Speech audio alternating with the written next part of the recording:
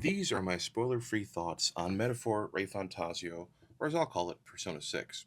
When I first heard there was a new Atlas RPG coming out soon, I became very excited. My wife and I have always enjoyed the Persona series, and from the looks of it, this new game, Metaphor ReFantazio, was going in the same direction. I didn't read anything about the game, I simply saw some screenshots of the UI, dripping with style of course, and immediately told my wife about it. I wasn't sure where it was going, as the screenshots didn't indicate that I would be taking a journey through a Japanese high school, as is usual case with Atlas main series Persona games. In fact, the game is a bit anachronistic and was difficult to place in reality or fantasy. Regardless, I was already slowly working my way through another game, and I knew I wouldn't have time to even start a JRPG, so I just said I would wait until the holidays when it would most likely go on sale to pick up a copy. Sure enough, it did, and I installed it and got to work.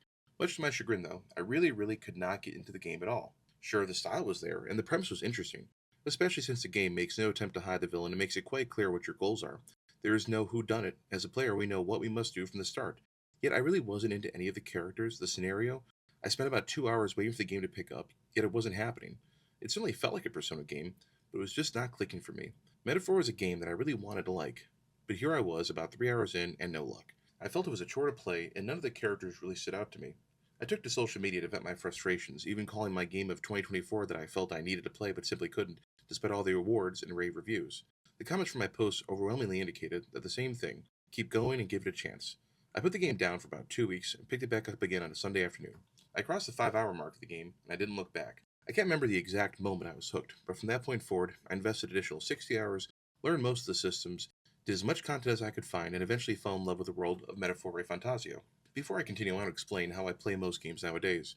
I understand some want a challenge, but what I usually seek is an enjoyable story, especially knowing the difficulty of Atlas RPGs that rely on learning and mastering magic and persona systems that I don't care to do.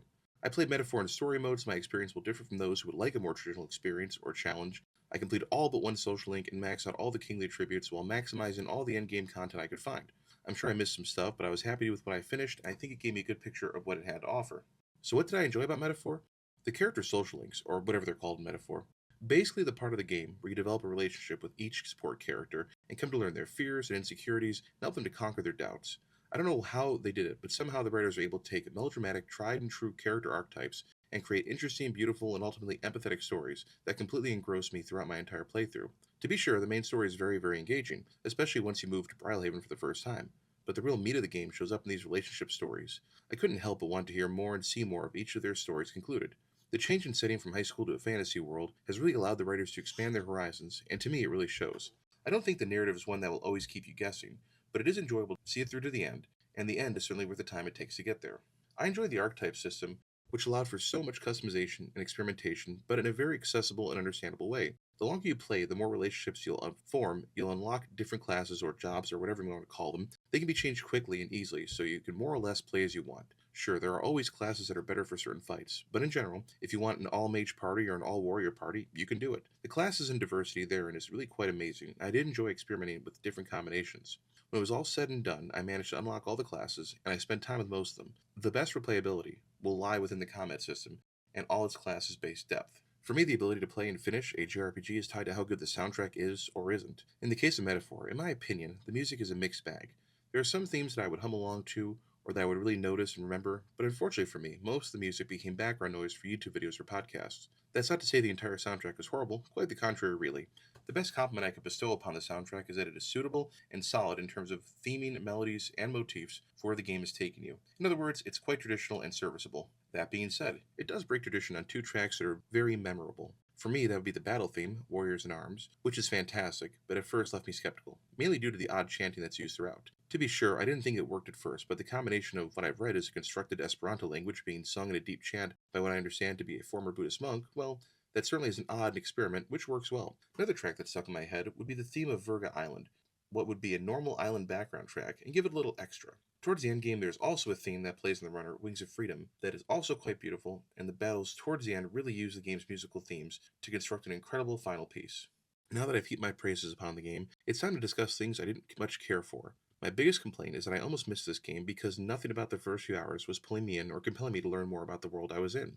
To me, at least, the burn was too slow. I almost missed out on an incredible character driven experience. I'm glad people encouraged me to continue, but it took a long time to get going. I've never let graphics make or break my experience, but given the absolute cash cow Persona is, I'm surprised and disappointed that the dungeons and cities look like they're upscaled PS2 games that have been further upscaled to PS3 and then had HD textures applied to only some areas. I'm not saying that a company needs to spend their entire budget on graphics, but they clearly consider it when designing the style for these games, and frankly that's what saves it graphically, the highly stylized design. Otherwise, the dungeons, exploration areas, and even the cities are terribly boring, repetitive mazes, and the muddiness of the game engine does not make them any more compelling. There is so much potential, especially in the major cities, but most of them just feel like large, generic spaces that look like they came from a budget mobile game or a PS2 era JRPG. I know I shouldn't get stuck up on graphics, but if you're going to spend that much time making the menu system look stunning, then you should probably make the rest of the game look good too. My final complaint is what I will call a false choice system. Any choice the game offers you that is crucial does not actually have a choice involved. For example, when infiltrating an enemy base, the game gives you options on which character you want to use. If you pick any other character besides the protagonist, it will keep sending you back to the options until you do.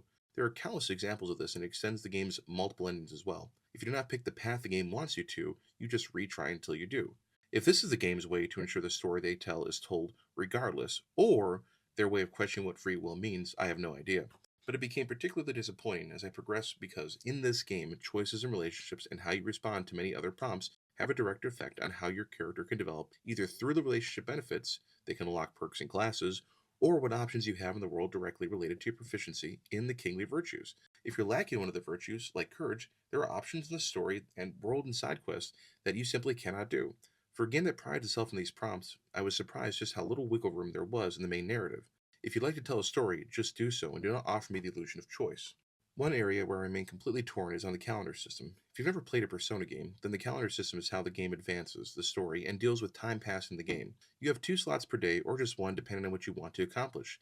The game gives you a set amount of days until the next big story beat occurs in which to bond with your companions, improve your virtues, explore dungeons, and travel the world. To be fair, the game gives you plenty of time to maximize your ranks and virtues, but I've never been a fan of a ticking clock system. To be sure, it is not an awful system, but I would like to see more slots in some days rather than the 2 you're given.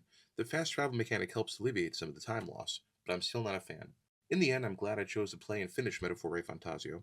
It does an incredible job of taking traditional fantasy tropes, settings, and archetypes, quite literally, and blends them with an incredible sense of style to create something truly unique that embraces its JRPG heritage in a wonderful way.